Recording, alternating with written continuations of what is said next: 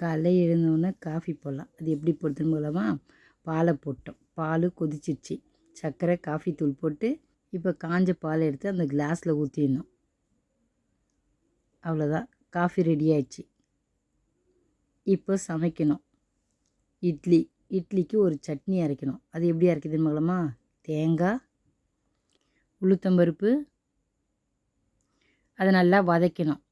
கொஞ்சம் பொன்னிறமாக வந்தோடனே இறக்கணும். இப்போ காஞ்ச மிளகா அதை அரைச்சிடும். தேங்காய் எல்லாத்தையும் சேர்த்து மிக்ஸி ஜாரில் போட்டு கொஞ்சம் போல் தண்ணி ஊற்றி சட்னி அரைச்சி வச்சுக்கலாம். கொஞ்சம் உப்பு போட்டு சட்னி அரைச்சிக்கலாம். அவ்வளோதான், ரெடி ஆயிடுச்சு. மத்தியானம் சாப்பாடு தேங்காய் சாதம். அது எப்படி செய்யுதுன்னு பார்க்கலாமா?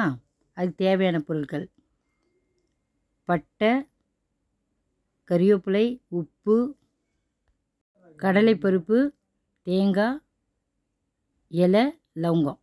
இப்போ ஒரு கடாய் வச்சுட்டு எண்ணெய் ஊற்றிடணும். நெய் கூட ஊற்றிக்கலாம்.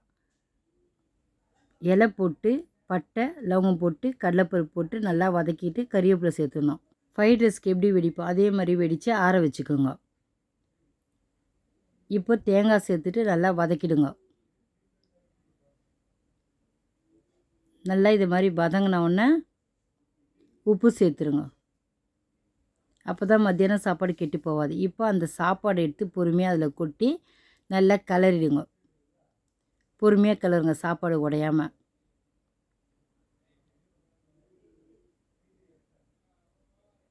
இதுக்கு தொட்டுக்கிறதுக்கு அப்பளம், முட்டை வறுத்து வச்சுக்கலாம். அவ்வளோதான், சாப்பாடு ரெடி ஆயிடுச்சு.